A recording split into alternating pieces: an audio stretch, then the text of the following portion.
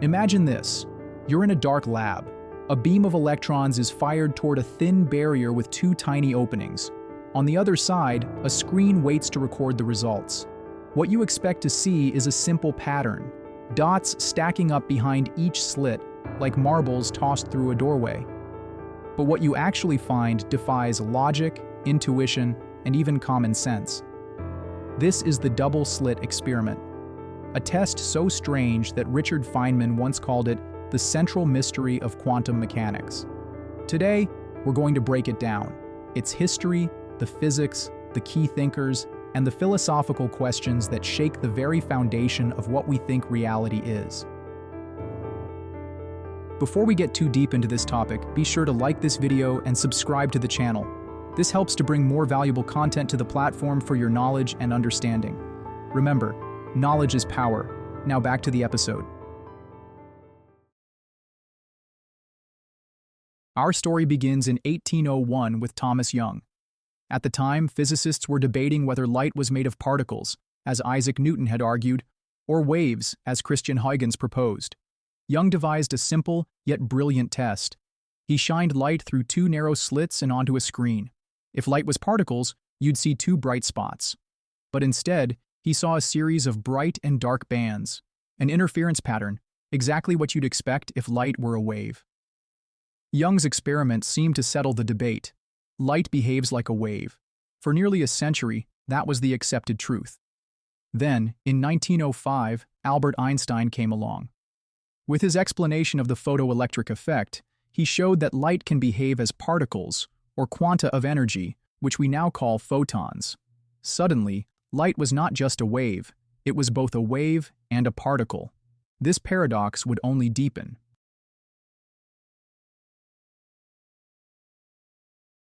Fast forward to the early 20th century. Physicists began experimenting with not just light, but with matter, electrons, protons, even atoms. When electrons were fired at a double slit, the same strange interference pattern emerged.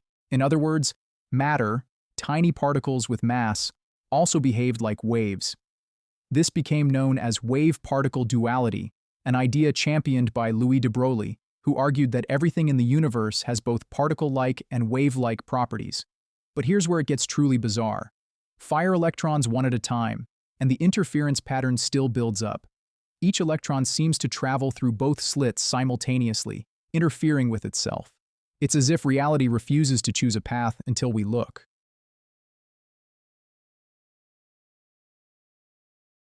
Now let's add a twist. What happens if we place a detector at the slits to see which path the electron takes? The moment you measure the path, the interference pattern disappears. Instead, the electrons behave like particles, going through one slit or the other. It's as though the very act of measurement forces the universe to make a decision. This idea lies at the heart of quantum mechanics. The mathematics describes particles as existing in a superposition, a spread-out wave of possibilities. Only when observed does the wave function collapse into a single outcome. This mystery fascinated the giants of physics. Niels Bohr, who proposed the Copenhagen interpretation, claiming that reality is fundamentally probabilistic and undefined until observed. Werner Heisenberg, who formulated the uncertainty principle, showing the limits of what can be known. Albert Einstein, who famously resisted saying, "God does not play dice with the universe." And later, Richard Feynman, who highlighted the double slit as the most elegant demonstration of quantum strangeness.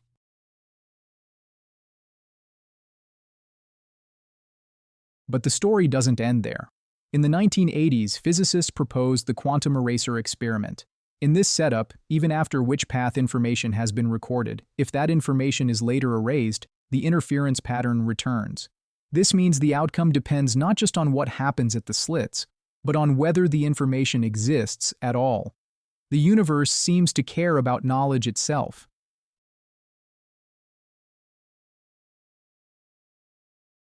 This leads us into deep waters. What does the double slit experiment say about the nature of reality?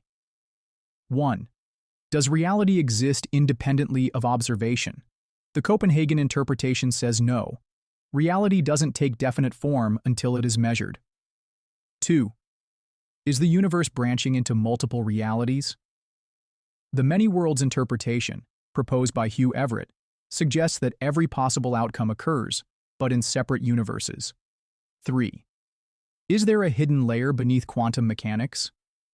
The pilot wave theory of de Broglie and Bohm imagines particles guided by an invisible pilot wave, restoring determinism at the cost of non-locality. 4. What role does consciousness play? Some interpretations suggest that awareness itself might be tied to wave function collapse, though this remains controversial. The philosophical questions are staggering. Is the universe fundamentally deterministic or random? Is information more fundamental than matter? Are we, as conscious observers, participants in creating reality?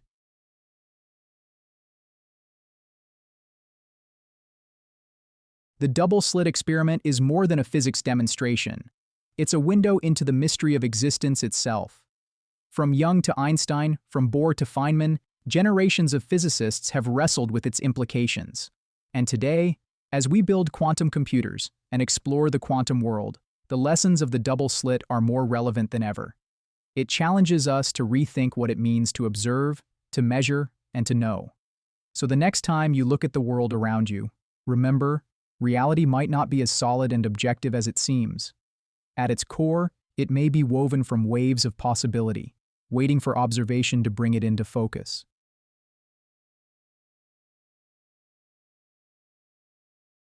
If this journey into the double slit experiment blew your mind, don't forget to like, subscribe, and share this video.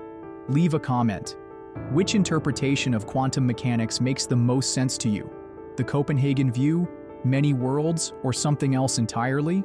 Because the truth is, the double slit experiment isn't just about physics, it's about us and our place in the universe.